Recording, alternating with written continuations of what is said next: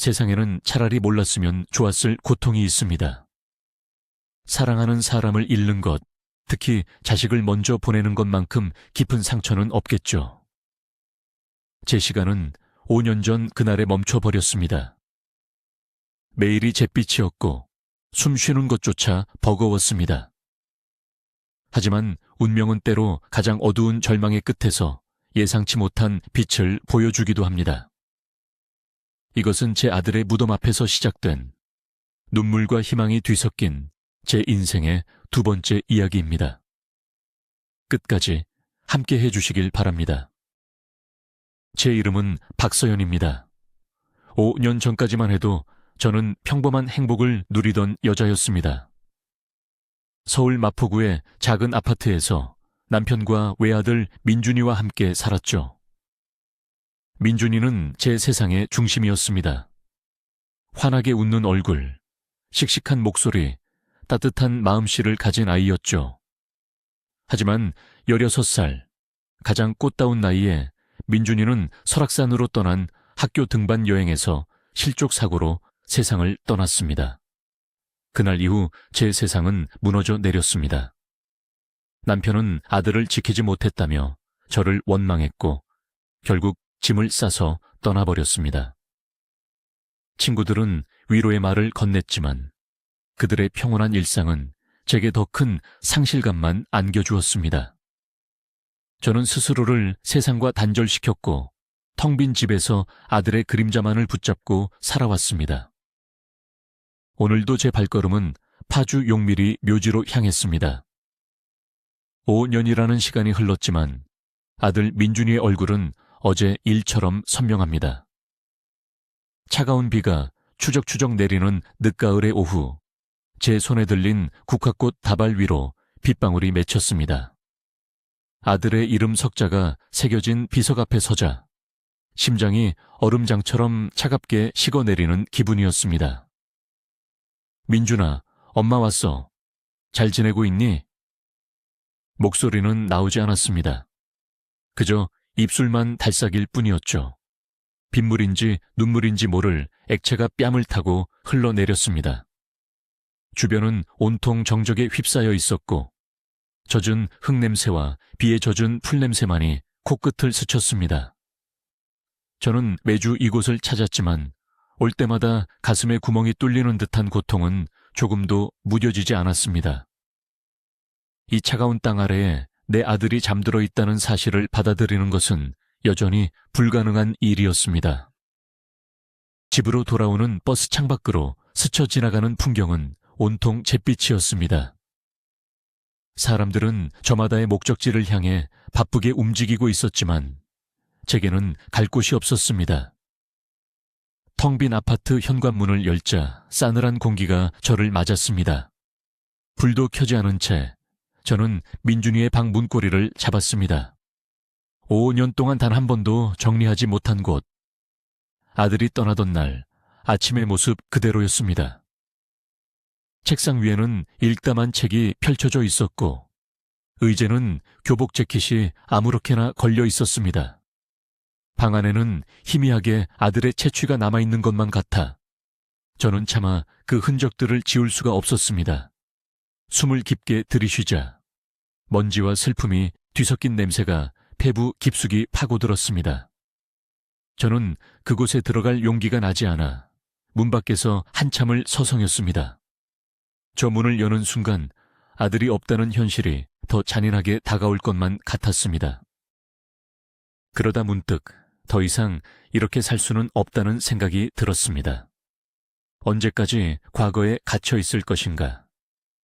민준이도 이런 엄마의 모습을 원하지는 않을 겁니다. 저는 큰 결심을 하고 방문을 열었습니다. 방 안의 공기는 무겁게 가라앉아 있었습니다. 창문 한 번 열지 않아 쾌쾌한 냄새가 났습니다. 저는 먼저 창문을 활짝 열어 차가운 바깥 공기를 들였습니다. 그리고 책상 위에 쌓인 책과 공책들을 하나씩 정리하기 시작했습니다. 아들의 반듯한 글씨체, 낙서처럼 그려놓은 그림들, 친구들과 주고받은 쪽지. 모든 것이 살아있는 기억이 되어 제 가슴을 후벼 팠습니다. 손끝이 떨려왔지만 저는 멈추지 않았습니다. 어쩌면 이 물건들을 정리하는 것이 제 안에 엉켜있는 슬픔을 조금이나마 풀어내는 과정일지도 모른다고 생각했습니다.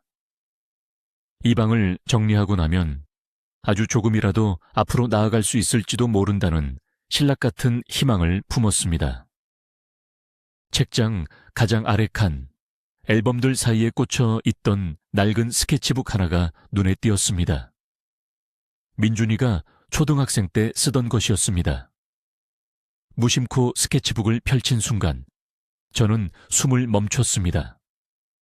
서툰 솜씨로 그린 제 얼굴과 함께 삐뚤빼뚤한 글씨가 적혀 있었습니다. 세상에서 제일 예쁜 우리 엄마, 사랑해요. 그 짧은 문장이 수만 개의 바늘이 되어 제 심장을 찌르는 듯 했습니다.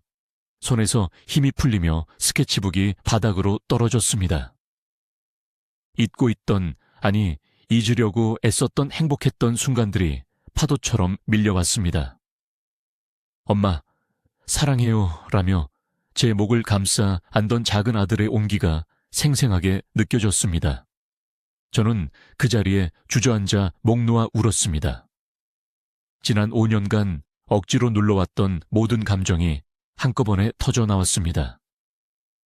민준아, 엄마도 사랑해. 너무 보고 싶어. 텅 빈 방 안에서 저의 울음소리만이 공허하게 울려 퍼졌습니다.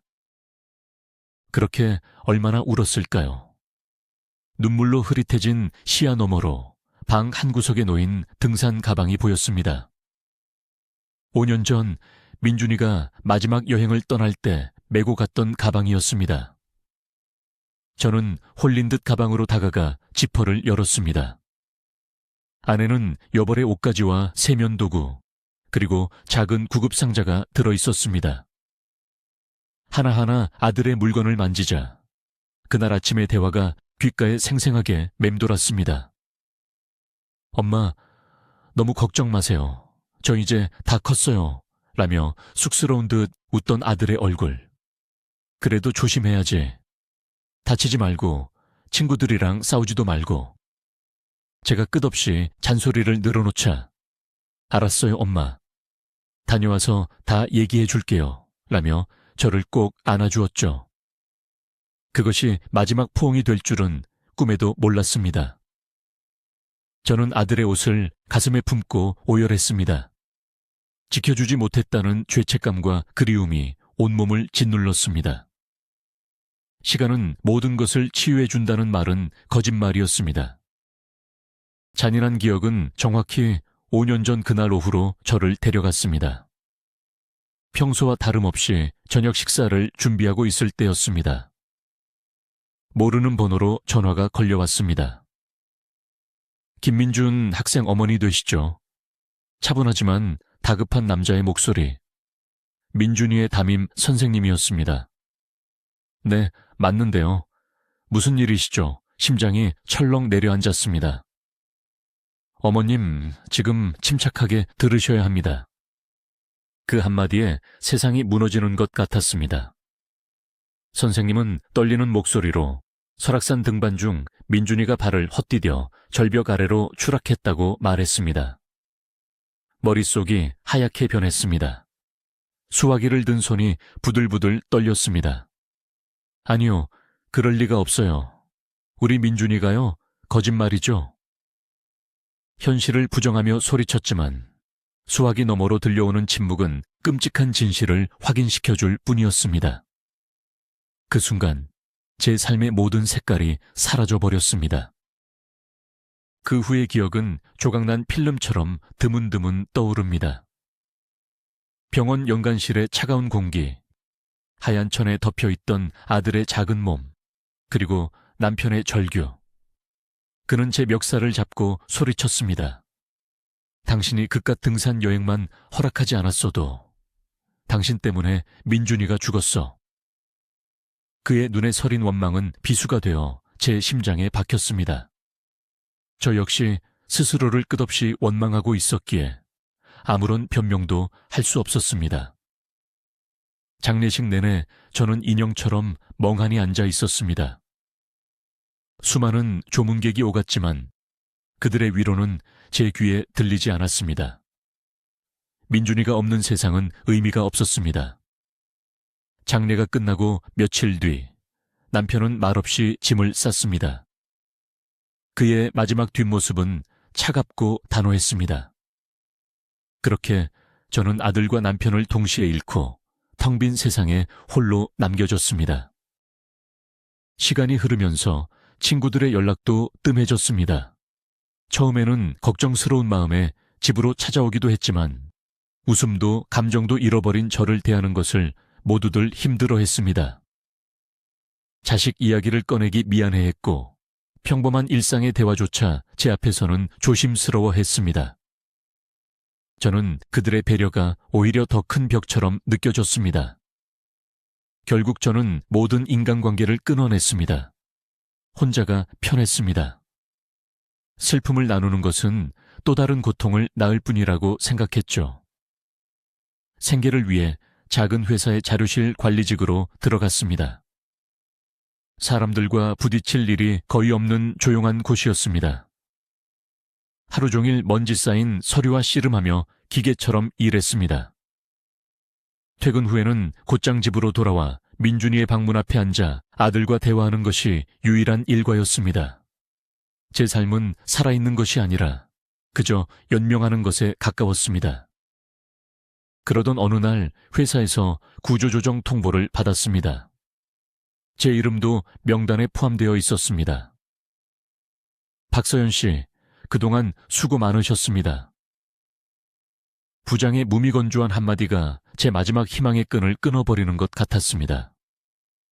이제 정말 아무것도 남지 않았습니다. 저를 세상과 이어주던 가느다란 끈마저 끊어져 버린 기분이었습니다. 집으로 돌아오는 길, 저는 멍하니 한강다리 위를 걸었습니다. 차갑게 불어오는 강바람이 제 뺨을 스쳤습니다. 민준아, 엄마 이제 너무 힘들어. 그냥 너한테 가도 될까? 삶에 대한 미련이 사라지자 오히려 마음이 편안해지는 것 같았습니다. 그때였습니다. 제 주머니 속에서 진동이 울렸습니다. 확인해보니 5년 전 사고 이후 한 번도 켜지 않았던 민준이의 낡은 휴대폰이었습니다. 배터리가 거의 닳지 않은 채 기적처럼 전원이 켜져 있었습니다. 저는 홀린 듯 휴대폰을 열었습니다. 배경화면에는 저와 민준이가 환하게 웃고 있는 사진이 있었습니다. 갤러리를 열어보자 아들이 친구들과 찍은 장난스러운 사진들, 풍경 사진, 그리고 제가 잠든 모습을 몰래 찍어놓은 사진도 있었습니다. 사진 한 장 한 장을 넘길 때마다 눈물이 쏟아졌습니다. 마지막 동영상 파일을 재생했습니다. 수학여행을 떠나기 전날 밤, 제게 보내려고 찍어둔 영상 편지였습니다. 엄마, 나 민준이야. 내일 드디어 설악산 간다. 엄마는 걱정이 많겠지만 나 씩씩하게 잘 다녀올게. 돌아오면 엄마가 좋아하는 떡볶이 사갈게. 항상 고맙고 사랑해, 엄마. 쑥스러운 듯 웃으며 손을 흔드는 아들의 모습에 저는 다리 위에 주저앉아 통곡했습니다. 아들은 마지막 순간까지 저를 생각하고 있었습니다. 그런 아들을 두고 제가 어떻게 제 삶을 포기할 수 있을까요? 저는 죽을 수 없었습니다. 아들을 위해서라도 살아야만 했습니다. 그날 밤 저는 꿈을 꾸었습니다. 꿈속에서 저는 안개가 자욱한 숲길을 걷고 있었습니다. 끝없이 걷다 보니 작은 오두막이 나타났습니다. 문을 열고 들어가자 민준이가 환한 미소로 저를 맞았습니다. 엄마, 여기까진 어떻게 왔어? 저는 아들을 와락 껴안았습니다. 따뜻한 천이 느껴졌습니다. 민준아, 보고 싶었어. 엄마랑 같이 가자. 제가 울며 말하자 민준이는 고개를 저었습니다. 엄마, 나는 여기서 행복해. 그러니까 엄마도 이제 행복해야 해. 네가 없는데 어떻게 행복해? 엄마, 엄마의 사랑이 필요한 사람이 아직 세상에 많이 있어. 그 사랑을 그냥 묻어두지 마. 나를 사랑했던 것처럼 다른 누군가에게 그 사랑을 나눠줘. 그게 엄마가 행복해지는 방법이야. 아들은 제 손을 꼭 잡으며 말했습니다. 나를 잊으라는 게 아니야. 나를 가슴에 품고 더 열심히 살아달라는 거야. 약속해 줄 수 있지, 엄마? 꿈에서 깨어났을 때 제 뺨은 눈물로 흠뻑 젖어 있었습니다. 하지만 마음은 이상하리만치 평온했습니다. 아들이 제게 남긴 마지막 숙제처럼 느껴졌습니다. 다음 날, 저는 다시 아들의 묘지를 찾았습니다. 비는 그쳤지만 하늘은 여전히 흐렸습니다. 비석을 정성껏 닦으며 지난밤의 꿈 이야기를 들려주었습니다. 민준아, 엄마 이제 더 이상 울지 않을게. 내 말대로 열심히 살아볼게. 어떻게 해야 할지는 아직 잘 모르겠지만 노력해볼게. 하늘에서 지켜봐줘. 그렇게 한참을 아들과 대화하고 있을 때였습니다. 제 뒤편에 다른 묘비 앞에 작은 아이 하나가 웅크리고 앉아있는 것이 보였습니다. 얇은 외투 하나만 걸친 아이는 빗물에 젖은 땅의 향기를 그대로 받고 있었습니다. 주변에는 아무도 없었고 아이는 미동도 없이 비석만 바라보고 있었습니다. 제 아들보다 훨씬 어려 보이는 5살쯤 되었을까. 이 궂은 날씨에 아이 혼자 여기에 있다니. 저는 걱정스러운 마음에 아이에게 다가갔습니다. 혹시 길을 잃은 것은 아닐까 하는 생각이 들었습니다. 조심스럽게 아이에게 다가가 말을 걸었습니다. 얘야, 여기서 뭐 하고 있니? 부모님은 어디 계셔? 아이는 제 목소리에 화들짝 놀라며 고개를 들었습니다. 겁에 질린 큰 눈망울이 저를 향했습니다. 아이의 얼굴은 추위와 슬픔으로 얼룩져 있었습니다. 엄마, 아빠, 보고 있었어요. 아이는 떨리는 목소리로 겨우 대답했습니다. 아이의 시선이 향한 곳에는 부부의 사진이 나란히 박힌 묘비가 있었습니다. 가슴이 철렁 내려앉았습니다. 혼자 온 거니?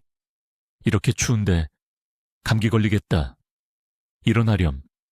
저는 아이의 작은 어깨를 감쌌습니다. 아이의 몸은 얼음장처럼 차가웠습니다. 저는 갈 데가 없어요. 아이의 눈에서 굵은 눈물방울이 뚝뚝 떨어졌습니다. 그 순간 저는 아이의 슬픔 속에서 제 자신의 모습을 보았습니다. 세상에 홀로 남겨진 작은 영혼이 제 마음을 아프게 파고들었습니다. 저는 아이의 손을 잡고 묘지를 빠져나왔습니다. 아이의 작은 손은 제 손 안에서 가냘프게 떨리고 있었습니다. 우선 아이를 따뜻한 곳으로 데려가야겠다고 생각했습니다. 근처에 있는 작은 카페로 아이를 데리고 들어갔습니다. 따뜻한 김이 서린 창가 자리에 앉아 아이에게는 핫초코를, 저는 따뜻한 커피를 주문했습니다. 아이는 꽁꽁 언 손으로 컵을 감싸 쥐고 조심스럽게 핫초코를 마시기 시작했습니다. 조금씩 몸이 녹으면서 아이의 표정도 약간은 누그러지는 듯 했습니다. 이름이 뭐니? 제가 묻자 아이는 작은 목소리로 이준서요 라고 대답했습니다. 7살이라고 했습니다. 준서는 1년 전 교통사고로 부모님을 모두 잃고 보육원에서 지내고 있다고 했습니다. 오늘 아침 부모님이 너무 보고 싶어서 몰래 보육원을 빠져나왔다는 것이었습니다. 보육원은 싫어요. 형들이 괴롭혀요. 나쁜 것도 시키고. 준서는 고개를 푹 숙인 채 말했습니다. 그 작은 어깨가 얼마나 무거운 짐을 지고 있을지 감히 상상할 수 없었습니다. 어른들의 세상에서 상처받고 기댈 곳 없이 내몰린 아이의 모습에 가슴이 미어졌습니다. 차라리 엄마 아빠한테 갈래요. 준서의 마지막 말은 제 심장을 날카롭게 찔렀습니다. 며칠 전 한강 다리 위에서 똑같은 생각을 했던 제 모습이 겹쳐 보였습니다. 준서야, 그런 말 하는 거 아니야. 하늘에 계신 부모님이 들으시면 얼마나 슬퍼하시겠어. 준서가 씩씩하고 행복하게 사는 모습을 보여드려야지. 저는 제 자신에게 하는 말처럼 아이를 다독였습니다. 어쩌면 이 아이를 만난 것은 제 아들 민준이가 보낸 신호일지도 모른다는 생각이 들었습니다. 저는 준서에게 제 이야기를 들려주었습니다. 제게도 준서처럼 아주 사랑하는 아들이 있었고 그 아들이 지금은 하늘나라에 있다는 이야기를요. 준서는 제 이야기를 조용히 듣고 있었습니다. 아주머니도 많이 슬프겠네요. 아이의 담담한 위로에 저는 오히려 눈물이 핑 돌았습니다. 우리는 한참 동안 말없이 서로의 슬픔을 나누었습니다. 나이도 살아온 환경도 다르지만 우리는 가장 소중한 사람을 잃었다는 깊은 동질감을 느끼고 있었습니다. 카페 창밖으로 어느덧 해가 저물고 있었습니다. 준서를 보육원으로 데려다 주어야 할 시간이었습니다. 준서야, 일단 보육원으로 돌아가자. 내가 자주 보러 갈게. 약속할게. 제가 말하자 준서는 불안한 눈빛으로 저를 바라보았습니다. 정말이죠? 거짓말 아니죠? 아이의 눈에는 불신과 희망이 뒤섞여 있었습니다. 준서가 알려준 주소로 택시를 타고 가는 내내 제 마음은 복잡했습니다. 이 아이에게 섣부른 희망을 주는 것은 아닐까? 하지만 준서의 작은 손을 잡고 있으니 이 아이를 결코 외면할 수 없다는 확신이 들었습니다. 보육원 앞에 도착하자 걱정스러운 얼굴의 선생님이 우리를 맞았습니다. 준서야, 어디 갔었니? 얼마나 걱정했는지 알아?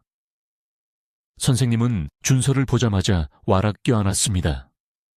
저는 선생님께 자초지종을 설명했습니다.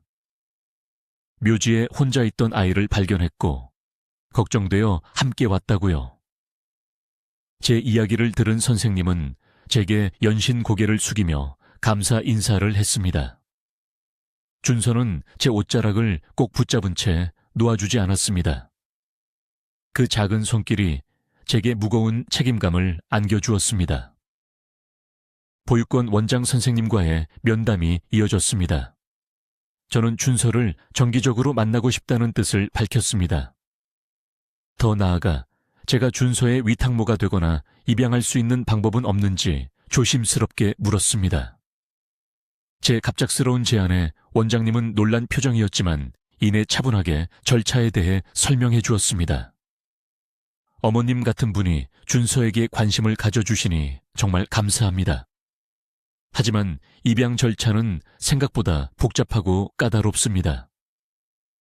경제적인 능력, 안정적인 주거 환경, 그리고 무엇보다 아이를 끝까지 책임지려는 강한 의지가 필요합니다.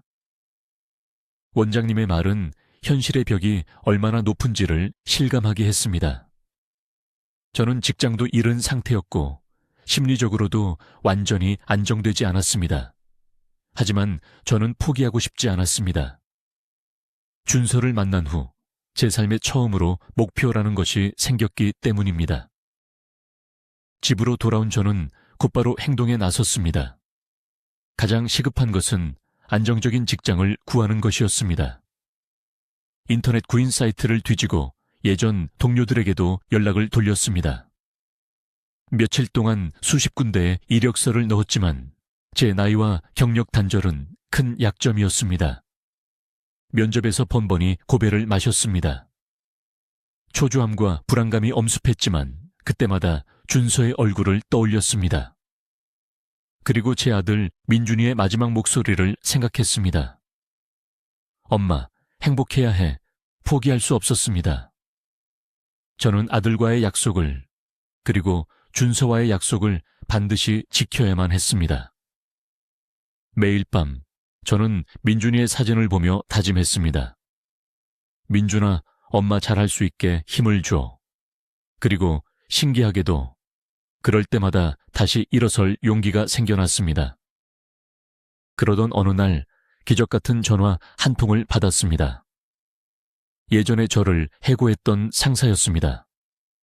그는 회사를 옮겼는데 새로 꾸리는 팀에 제가 꼭 필요하다며 함께 일해볼 것을 제안했습니다. 이전보다 훨씬 좋은 조건이었습니다. 박서연 씨의 성실함과 책임감을 제가 잘 알지 않습니까? 저와 다시 한번 일해봅시다. 저는 감사하다는 말을 몇 번이나 반복했습니다. 하늘이, 그리고 제 아들 민준이가 저를 돕고 있다는 생각이 들었습니다. 새로운 직장에서 저는 예전보다 몇 배는 더 열심히 일했습니다. 제게는 이제 지켜야 할 아이가 있었고 만들어가야 할 미래가 있었습니다. 삶의 목표가 생기자 잿빛이었던 제 세상에 조금씩 색깔이 돌아오기 시작했습니다. 저는 주말마다 준서를 만나러 갔고 우리는 함께 시간을 보내며 빠르게 가까워졌습니다.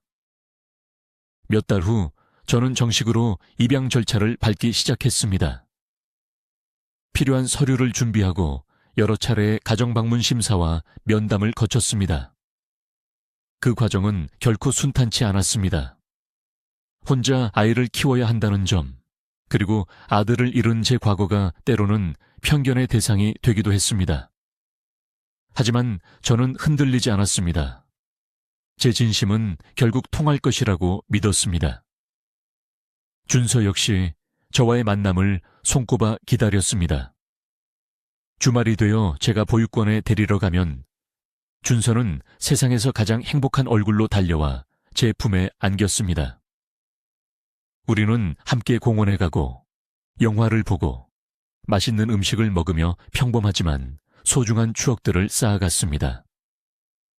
준서는 제게 닫혀있던 마음의 문을 열어주었고 저는 준서에게 따뜻한 엄마의 사랑을 되찾아 주었습니다. 드디어 준서의 주말 외박이 허락되었습니다. 처음으로 저희 집에 오게 된 날, 준서는 모든 것이 신기한 듯 눈을 동그랗게 뜨고 집안을 구경했습니다. 저는 민준이의 방을 준서가 지낼 방으로 새로 꾸몄습니다. 낡은 벽지를 걷어내고 밝은 하늘색으로 페인팅을 했고 아이의 눈높이에 맞는 작은 책상과 침대를 들여놓았습니다. 우와, 이게 이제 제 방이에요? 준서는 기쁨을 감추지 못했습니다. 방 한쪽 벽에는 민준이의 사진과 준서 부모님의 사진을 나란히 걸어두었습니다. 준서야, 여기는 민준이 형이야. 그리고 여기는 준서 엄마 아빠. 이제 우리 모두 한 가족이야. 하늘에서도 우리를 지켜봐 주실 거야. 준서는 고개를 끄덕이며 사진을 한참 동안 바라보았습니다. 그날 밤 우리는 나란히 누워 잠이 들었습니다. 제 삶에 다시 온기가 찾아온 순간이었습니다. 모든 것이 순조롭게 진행되는 것처럼 보였습니다. 입양을 위한 마지막 서류 심사만을 남겨두고 있었습니다. 저는 준서와 함께할 미래를 그리며 하루하루를 설렘 속에서 보냈습니다. 그런데 어느 날 보육원 원장님으로부터 다급한 연락을 받았습니다. 서연 씨, 잠시 보육원으로 와주실 수 있나요? 준서 일로 드릴 말씀이 있습니다. 원장님의 목소리에는 불안감이 서려 있었습니다. 저는 불길한 예감에 휩싸여 한달음에 보육원으로 달려갔습니다. 원장실에 들어서자 원장님은 침통한 표정으로 제게 말했습니다. 어쩌죠, 서연 씨. 준서의 친삼촌이 나타났습니다. 준서를 직접 키우고 싶다고 하네요. 그 말은 청천벽력과도 같았습니다. 머리를 한 대 세게 얻어맞은 듯한 충격에 저는 아무 말도 할 수 없었습니다. 원장님의 설명은 계속되었습니다. 준서의 삼촌이라는 남자는 최우진이라는 사람으로 오랫동안 해외에서 근무하다 최근에 귀국했다고 했습니다. 형 부부의 비극적인 소식을 뒤늦게 접했고 조카인 준서의 존재를 알게 되자마자 수소문해서 보육원을 찾아왔다는 것이었습니다. 그는 모든 법적 서류를 갖추고 있었고 조카를 돌려받을 강력한 권리를 주장하고 있었습니다. 법적으로는 혈연인 친삼촌에게 우선권이 있습니다. 서연 씨께서 그동안 준서에게 얼마나 큰 사랑을 주셨는지 잘 알지만 상황이 무척 어렵게 되었습니다.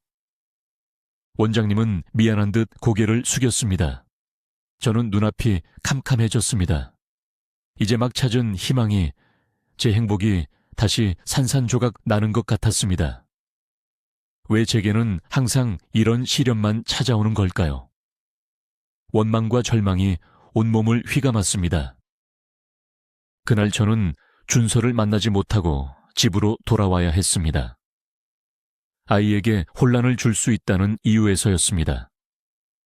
텅 빈 집에 들어서자 준서의 웃음소리가 환청처럼 들리는 듯 했습니다.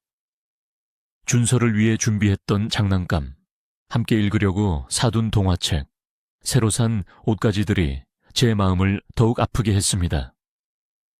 다시 혼자가 된다는 공포가 저를 덮쳤습니다. 민준이를 잃었을 때와는 또 다른 종류의 상실감이었습니다. 그때는 세상이 끝난 것 같았지만 지금은 어렵게 다시 시작하려던 세상이 송두리째 뽑혀나가는 기분이었습니다. 저는 밤새 한숨도 자지 못했습니다. 이대로 준서를 포기해야만 하는 걸까? 아니, 그럴 수는 없었습니다. 준서는 이미 제 아들이었습니다. 저는 어떻게든 싸워야겠다고, 제 아이를 지켜야겠다고 굳게 다짐했습니다. 다음 날 저는 변호사를 찾아가 상담을 받았습니다. 하지만 변호사의 대답은 절망적이었습니다.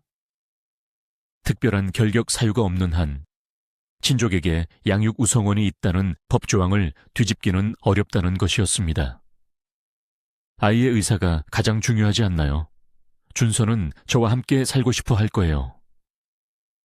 제가 간절하게 묻자 변호사는 안타까운 표정으로 대답했습니다. 아이가 아직 어리기 때문에 법정에서 아이의 의사가 결정적인 영향을 미치기는 어렵습니다. 삼촌 측에서 어머님의 상황을 문제 삼아 공격할 수도 있고요. 그의 말은 현실의 냉혹함을 다시 한번 깨닫게 해주었습니다. 법은 제 편이 아니었습니다. 제가 할 수 있는 것은 아무것도 없는 것처럼 느껴졌습니다. 며칠 후 저는 보육원 앞에서 준서의 삼촌이라는 남자 최우진 씨와 마주쳤습니다. 그는 저를 기다리고 있었습니다. 생각보다 젊고 반듯한 인상의 남자였습니다. 그의 얼굴에는 미안함과 단호함이 동시에 서려 있었습니다. 우리는 근처 카페에 마주 앉았습니다. 어색한 침묵이 흘렀습니다. 먼저 입을 연 것은 그였습니다. 박서연 씨라고 들었습니다. 그동안 우리 준서 잘 돌봐주셔서 정말 감사합니다. 그의 정중한 감사 인사가 오히려 제 가슴에 비수처럼 꽂혔습니다. 감사 인사를 받으려고 준서를 돌본 게 아닙니다. 저는 준서를 제 아들로 생각하고 있습니다. 제 목소리는 저도 모르게 떨리고 있었습니다. 저는 준서와 제가 얼마나 깊은 유대감을 형성했는지, 우리가 어떻게 서로의 상처를 보듬어 주었는지 절박하게 설명했습니다. 최우진 씨는 제 이야기를 묵묵히 들어주었습니다. 그리고 자신의 이야기를 시작했습니다. 그는 오랫동안 해외 지사에서 근무하며 가족과 소원하게 지냈다고 했습니다. 형의 갑작스러운 사고 소식도 한참 뒤에야 전해 들었고 복잡한 현지 사정 때문에 바로 귀국할 수 없었다고 했습니다. 제게 남은 유일한 혈육입니다. 제 모든 것을 걸어서라도 준서를 행복하게 해주고 싶습니다. 형에게 그리고 준서에게 너무나 큰 죄를 지었습니다. 그의 목소리에는 깊은 죄책감과 조카에 대한 애정이 묻어 있었습니다. 그의 진심을 알게 되자 저는 그를 무작정 원망할 수만은 없었습니다. 그 역시 저처럼 상처받은 영혼이었습니다. 우리는 각자의 방식으로 준서를 사랑하고 있었습니다. 대화는 평행선만을 달렸습니다. 우리는 둘 다 준서를 포기할 수 없었습니다. 그때 최우진 씨가 뜻밖의 제안을 했습니다. 어른들 생각만 할 게 아닌 것 같습니다. 준서에게 직접 물어보는 게 어떨까요? 아이의 마음이 어디로 향하는지 우리가 직접 들어봅시다. 그리고 그 결정을 존중해 주는 겁니다. 그의 제안은 저에게 마지막 남은 희망의 동아줄처럼 느껴졌습니다. 우리는 다음 날 보육원에서 함께 준서를 만나기로 약속했습니다. 그날 밤 저는 기도했습니다. 제발 준서가 제 손을 놓지 않기를. 민준이가 남겨준 이 소중한 인연을 하늘이 다시 앗아가지 않기를 간절히 바랐습니다. 약속한 날 보육원 상담실에서 우리는 준서를 기다렸습니다. 문이 열리고 준서가 들어왔습니다. 준서는 저와 최우진 씨를 번갈아 보더니 제게 달려와 와락 안겼습니다.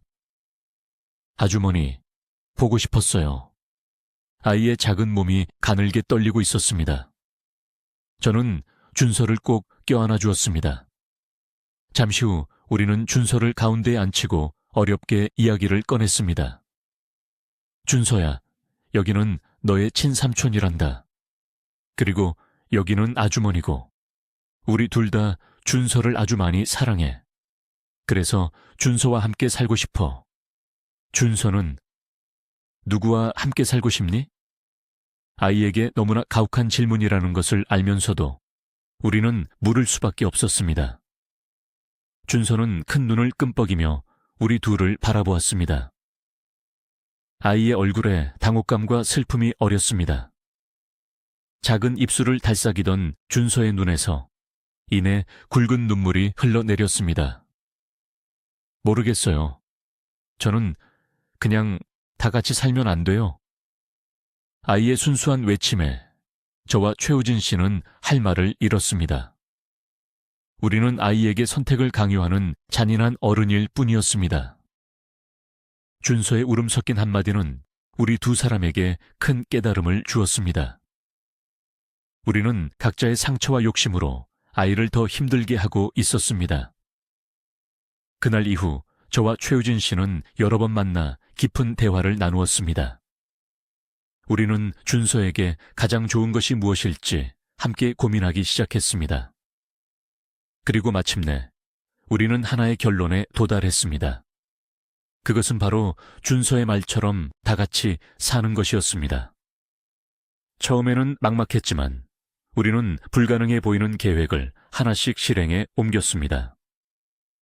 최우진 씨는 서울로 직장을 옮겼고 우리는 각자의 집을 처분해 준서가 마음껏 뛰어놀 수 있는 조금 더 넓은 집을 구했습니다. 법적으로는 제가 준서의 양육권을 갖고 최우진 씨는 삼촌으로서 든든한 후견인이 되어주기로 했습니다. 그렇게 우리는 피 한 방울 섞이지 않았지만 준서라는 아이를 중심으로 한 아주 특별한 형태의 가족이 되었습니다. 2년 후 제 생일날이었습니다. 이제 9살이 된 준서는 제게 직접 만든 카드를 건넸습니다. 그곳에는 엄마, 사랑해요 라고 적혀 있었습니다.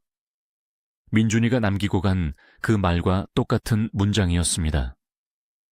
저는 민준이의 스케치북 옆에 준서의 카드를 나란히 놓았습니다.